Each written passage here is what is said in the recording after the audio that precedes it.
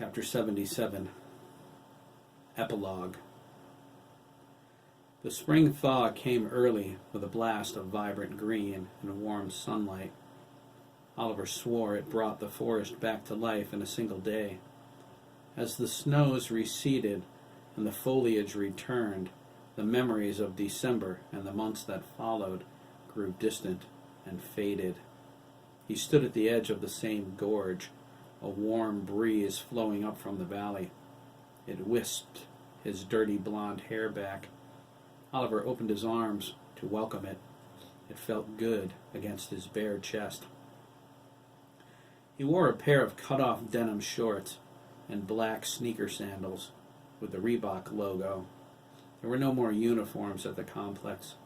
They did away with them, along with the lies, the betrayal, and the hurt he and his pack brothers thought endless. They learned time was a great healer. Each sunrise brought a new day. They felt stronger and more human. They were doing it right this time. That's what everyone promised them.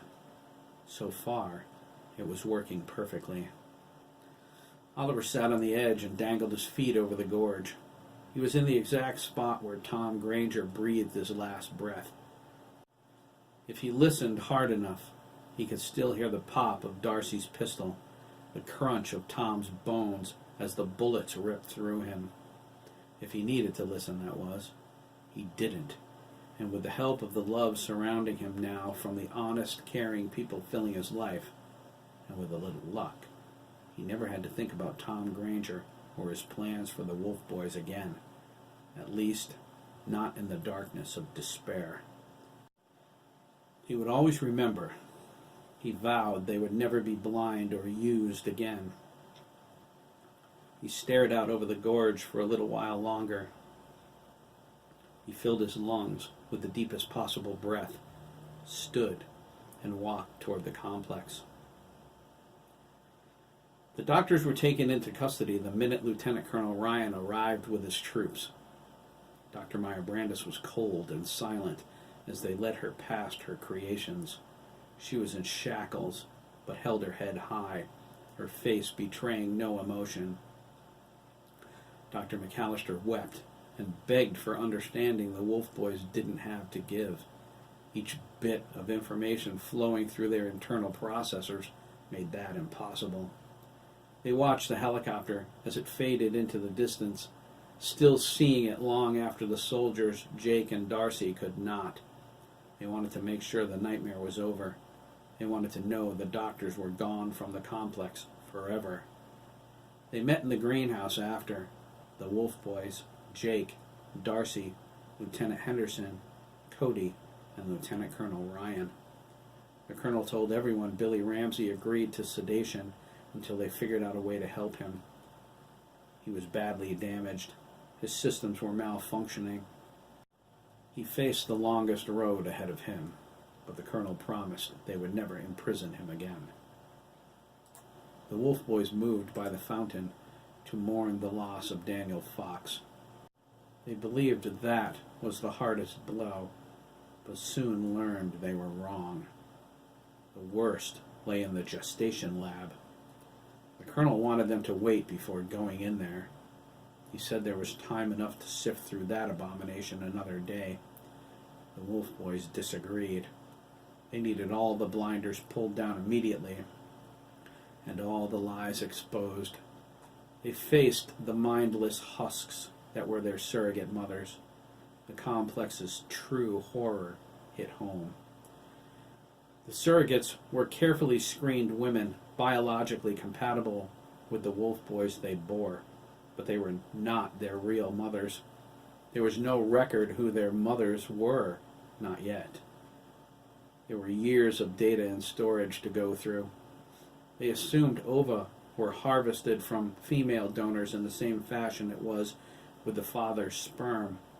None of their identities were readily available except Oliver's father, and that was only because Dr. Meyer Brandis referenced him in a log entry after he won a chess tournament. Oliver's existence was sure to be a surprise to him. He was not only a world-class chess master, but also gay and a vehement LGBTQ rights advocate. It took some time after that. The delicate nature of the Wolf Boys prevented the women from being unplugged and allowed to pass on. It was a travesty left to stand. There was so much about the doctor's work they didn't understand. The boys won their lives. They weren't about to throw them away. That didn't mean it didn't hurt. 3 days later, they met in the greenhouse again. While the Wolf Boys were in seclusion, their friends and mentors were hard at work. Chen Lin was present this time. The worried eyes of a pseudo-father-to-be replaced his ordinarily stern demeanor. The colonel briefed him upon his return from leave. Chen was as outraged as anyone else who learned the truth. He was quick to volunteer his services as the new dorm parent. He would continue to train the Wolf Boys too, and made it clear he would never work with anyone else again. Chen Lin was a small piece of their world the boys needed back. He was the foundation on which they would rebuild their lives. The complex was the only home they ever knew. Now, it was undeniably theirs. Oliver stopped by a stream, crouched down on all fours, and lapped at the crystal-clear water. It was icy and tasted wonderful. He laughed, feeling the cold all the way down to his belly.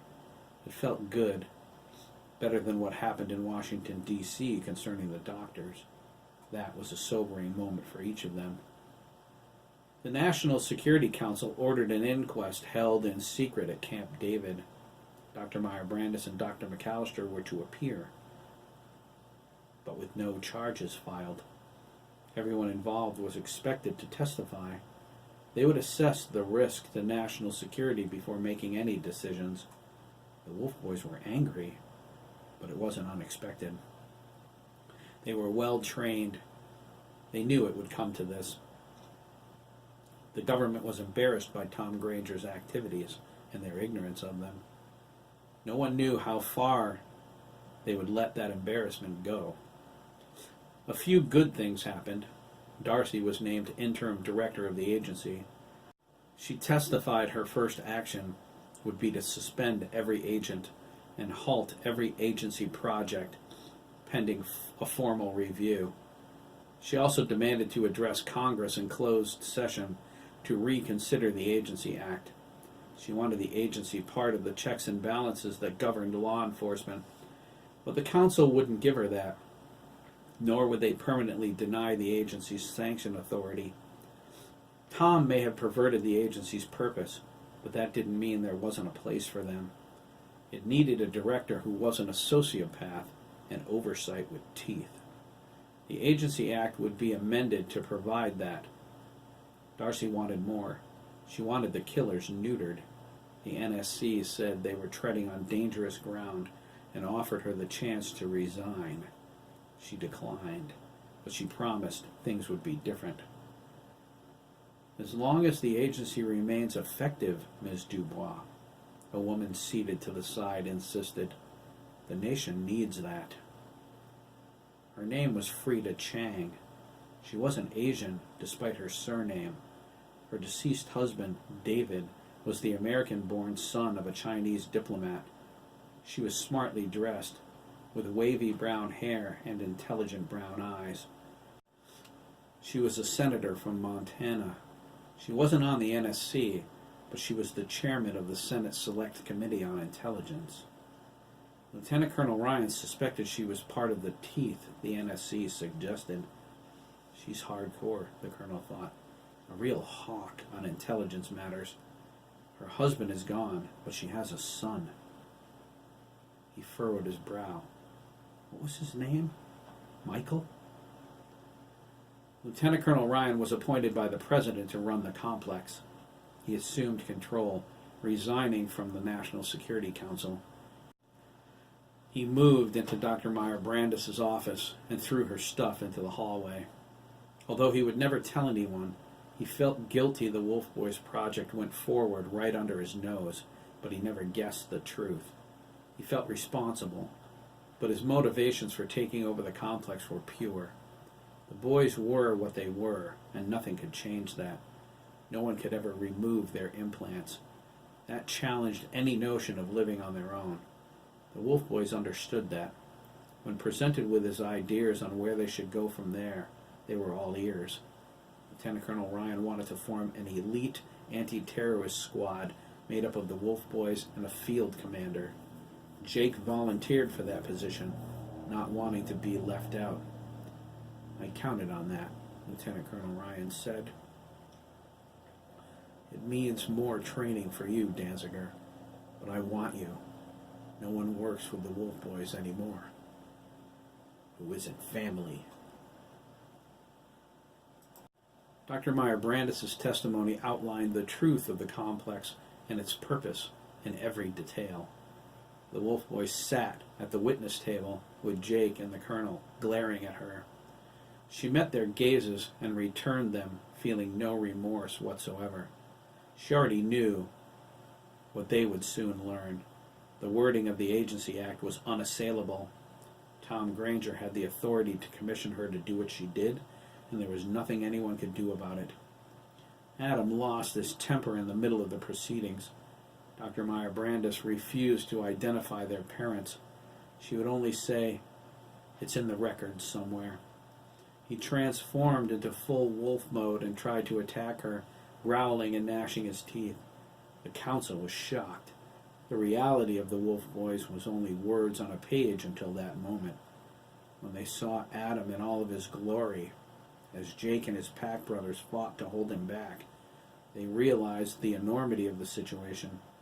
It was grave, but it changed little. They recommended no criminal charges against the doctors. The Agency Act wouldn't allow it.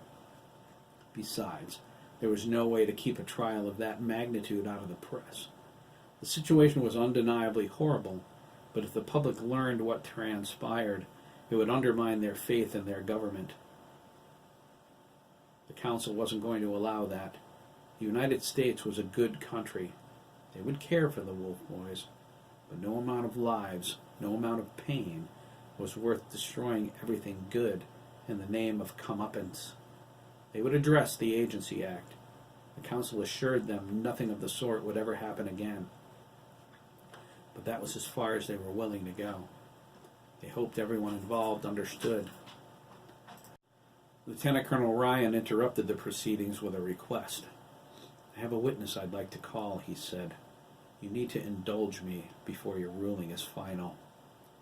They agreed. The colonel led Billy Ramsey into the room. The National Security Council turned ghostly pale as Billy clicked and whirred his way to the witness stand.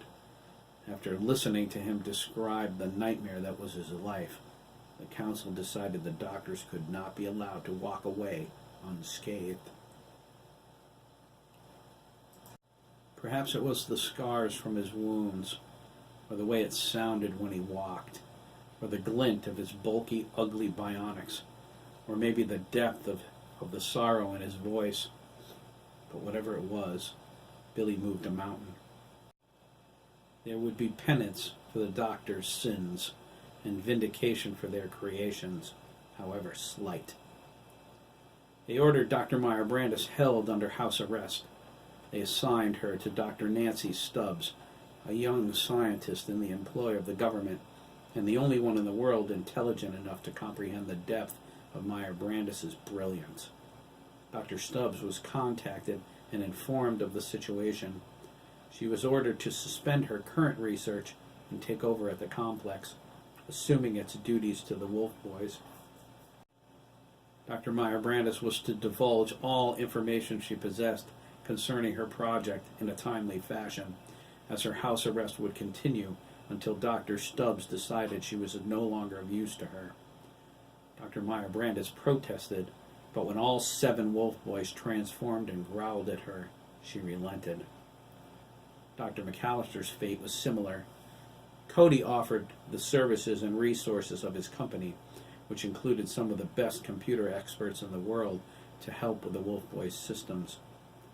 The council was aware of Cody's qualifications and accepted his offer.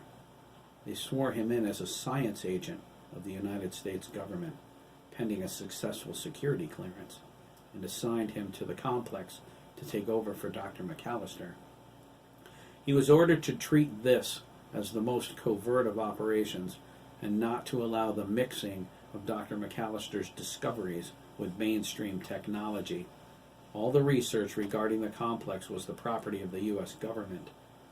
He could own his company, but would no longer be allowed to run it. Dr. McAllister was ordered removed from government service and retired to an unspecified location. He was to write detailed technical manuals concerning his work and instruct a team of specialists led by Cody in the workings of his systems. His lack of remorse disturbed everyone. He wanted understanding, but refused to acknowledge anything he did was wrong. The Wolf Boys were miracles of technology. Dr. McAllister helped create those miracles. He refused to apologize for that. He said nothing more as they led him from the building. In the months that followed, they supervised the repair of the complex. Omega Wing was torn down. The Colonel, Jake, Chen Lin, and the Wolf Boys remained in residence along with the Sergeant, the only remaining troop from the complex's original squad of Marines. His name, they learned, was Brett Davies. His new position was assistant to the recently promoted Colonel Ryan.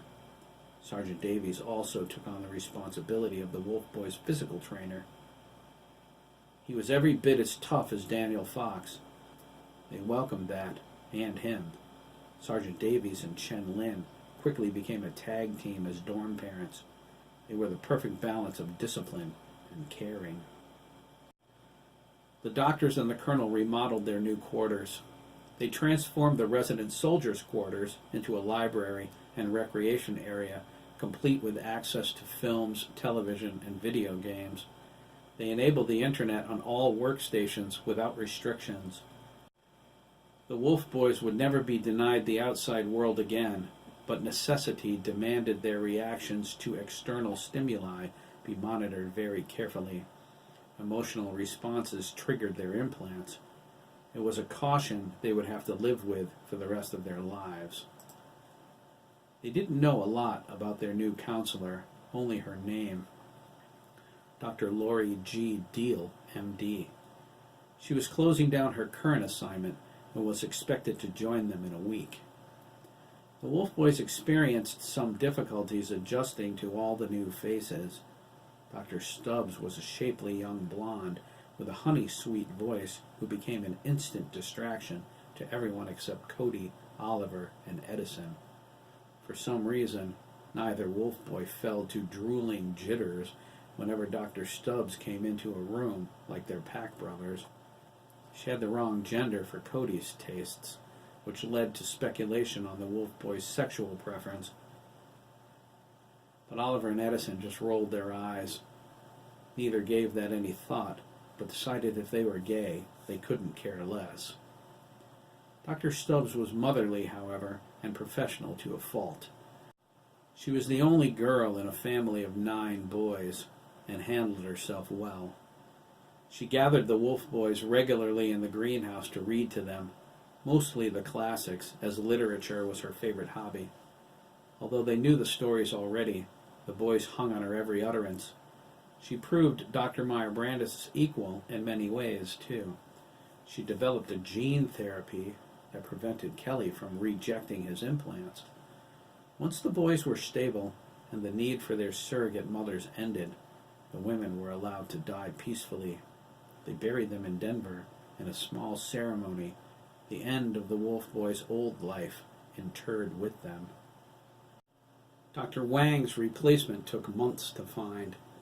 They sent conceptual tests to qualifying schools, doctors, scientists, and hospitals all over the world based on Dr. Wang's designs. Only one response held the proper knowledge for such an important position. He was a Russian child prodigy, 22, and a first-class surgeon from Moscow, living with his parents after his project was ended by the Russian government. His name was Yuri Andreevich.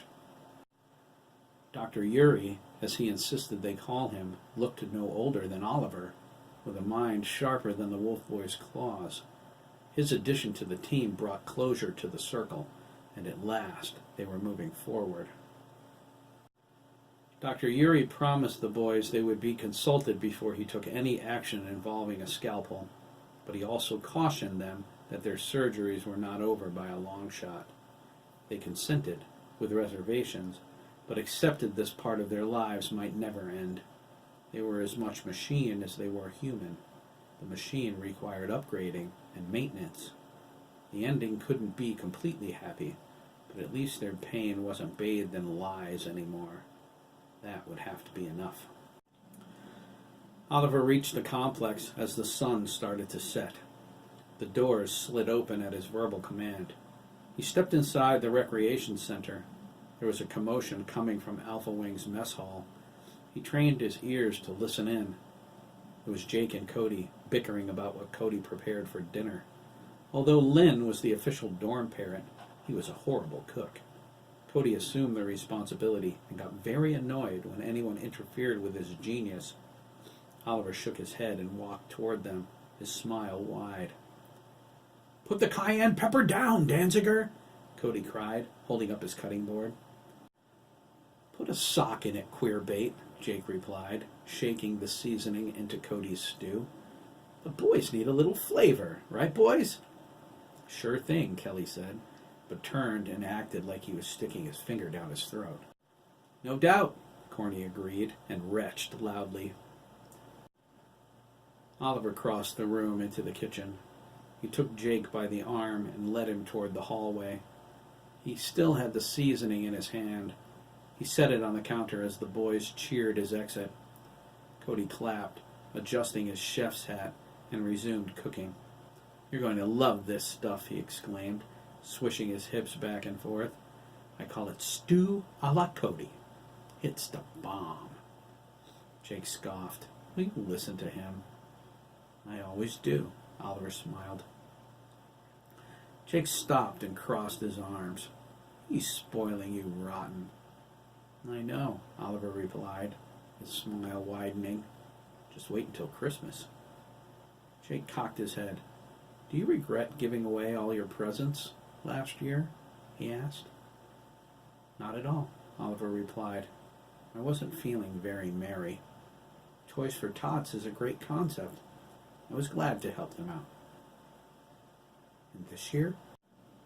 Oliver cleared his throat and whispered, "Toys for Oliver." He walked on.